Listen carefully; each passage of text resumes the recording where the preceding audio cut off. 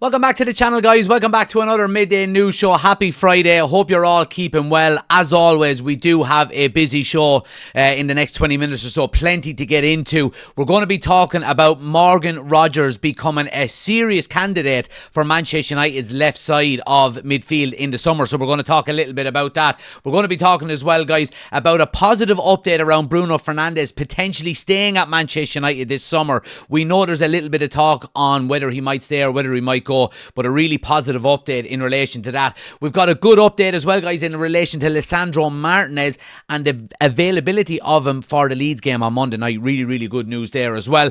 We've got an update also, guys, on JJ Gabriel. Obviously, he is the superstar in the academy at the moment, and some reports coming out have suggested that United will be handing him his first team debut next year. He is available for selection within the Premier League as well, given his age at the start of next season. And a little bit of an update, obviously a bit of positivity to end around Benjamin Sesko. Some stats coming out suggesting he is up there as one of the top strikers in Europe at the moment. As always, guys, please do smash a like on the video, subscribe if you're new to the channel, and let's jump right into it. Right, guys, there's only one place to start, and that is with Morgan Rogers. Now, reports coming out in the Times yesterday, a relatively reliable outlet, and Paul Hurst has been given an update on Morgan Rogers. He said that Morgan Rogers looks likely to be at the centre of a tug-of-war this summer after Manchester United, Arsenal and Chelsea renewed their interest. Aston Villa's valuation is likely to exceed £80 million, and Rogers is open to leaving Villa. Now, we've spoke about this a little bit, was it last week or the week before? Initial reports came out. Now, again, they're starting to build a little bit of momentum here, and when you see multiple reports over a few weeks, you know, right, this is reliable enough. We haven't heard an Ornstein or Fabrizio Romano really delve into it yet, but that's probably the next step for the rumour mill in relation to Morgan Rogers. Now, we know Manchester United are in the market for potentially a new left winger in the summer. How far we can get with a new left winger if they're going to be valued at 80 million, I don't know, to be quite honest with you. But look, ultimately Morgan Rogers would be a very good fit. He fits the age bracket. He's 23 years of age at the moment.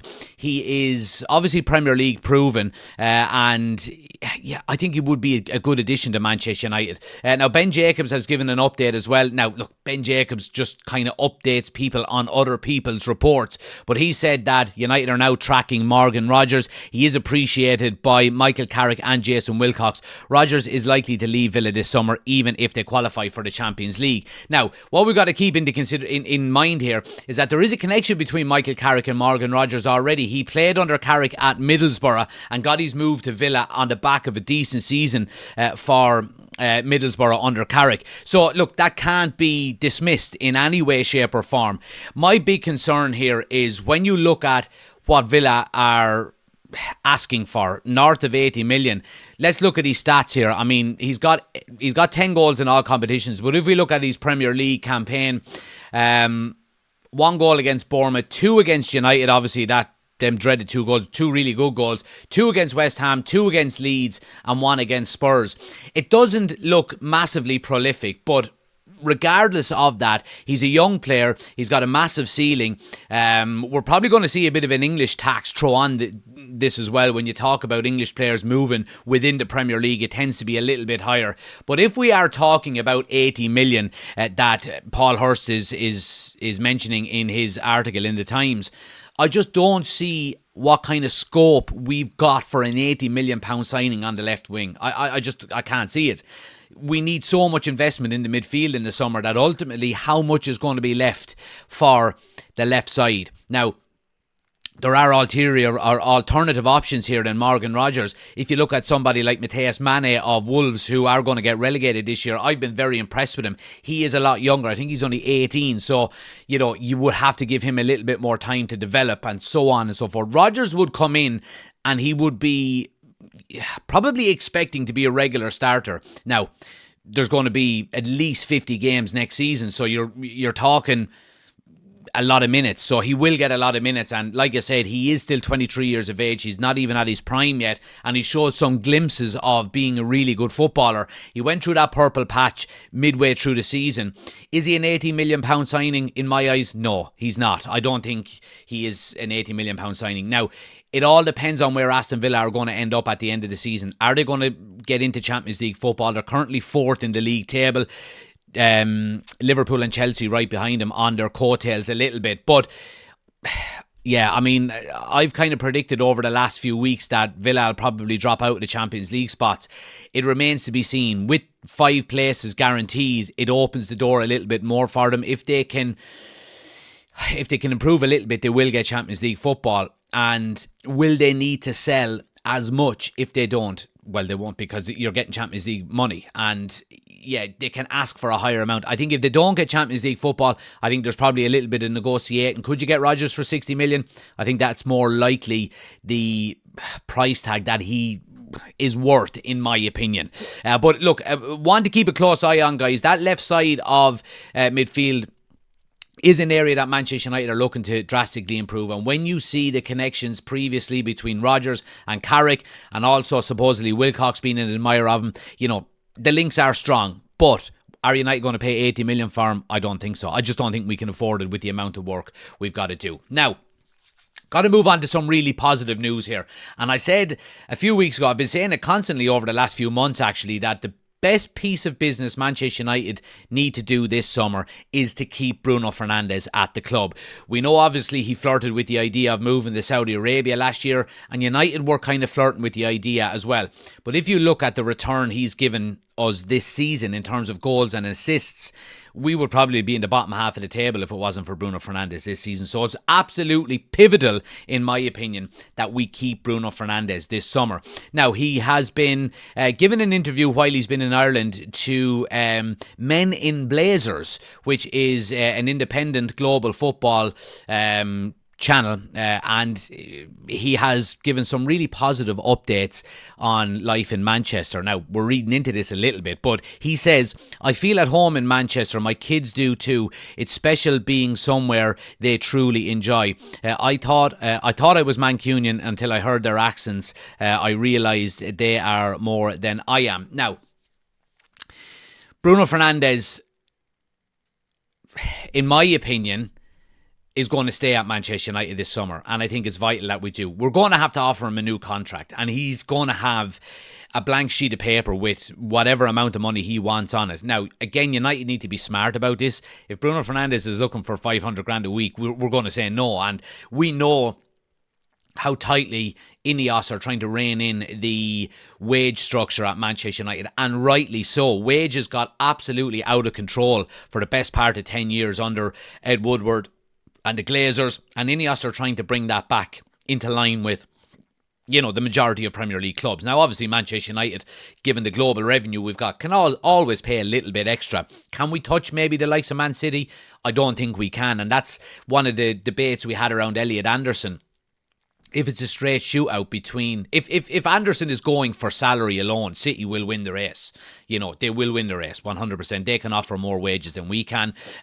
Whether they're doing that legitimately remains to be seen. But Bruno Fernandes signing a new deal at United in the summer, I think would be a massive boost. It really would. And I spoke about Bruno Fernandes in depth before about... You know, a lot of people saying, right, well, he's the wrong side of 30 now. He's getting into the latter stages of his career. But ultimately, he falls into the type of bracket, in my opinion, of a Paul Scholes, a Pirlo, a Modric, these types of players that don't rely on pace and power within their game. Bruno Fernandes thinks his way around a football pitch rather than brute force and brute pace and energy. Now, he's got a lot of energy. So I think ultimately Bruno Fernandes hitting 34, 35 years of age, I think can still be playing at a very, very high level. He's never injured. He's always available for games. I think he's missed 3 games in his whole United career, maybe his whole career as a professional. It's a crazy, crazy stat.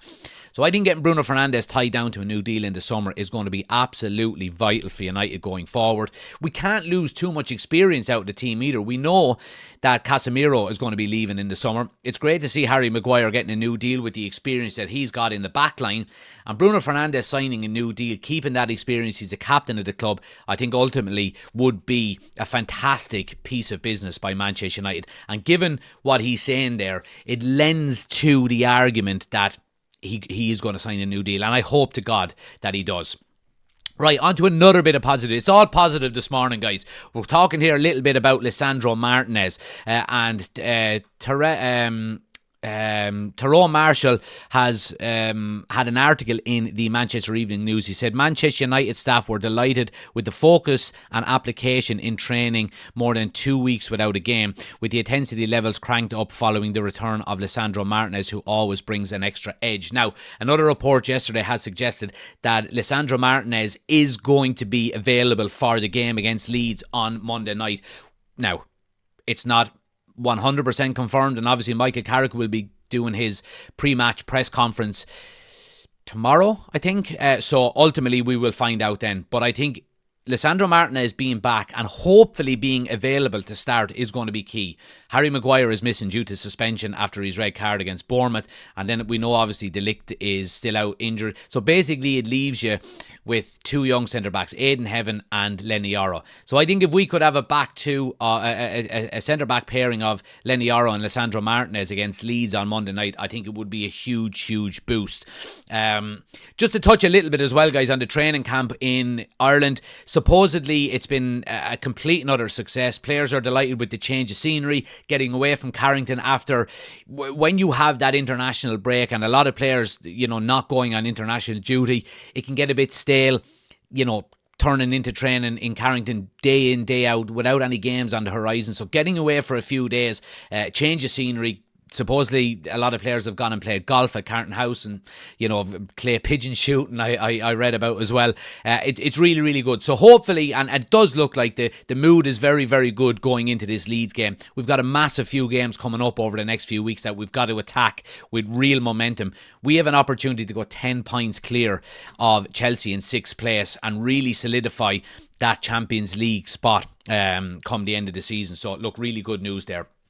Moving it on and looking a little bit further down the line into next season, some reports coming out about JJ Gabriel over the last few months have suggested that he is going to be integrated into the first team squad next season. He can't be included in the Premier League squad this season because of his age. He's got to be 16, I think he's 15 at the moment, so he is too young. Now, Stephen Railston in the Manchester Evening News has wrote about JJ Gabriel, and he said that Manchester United are planning to hand him an opportunity next season with a debut likely in cup competitions.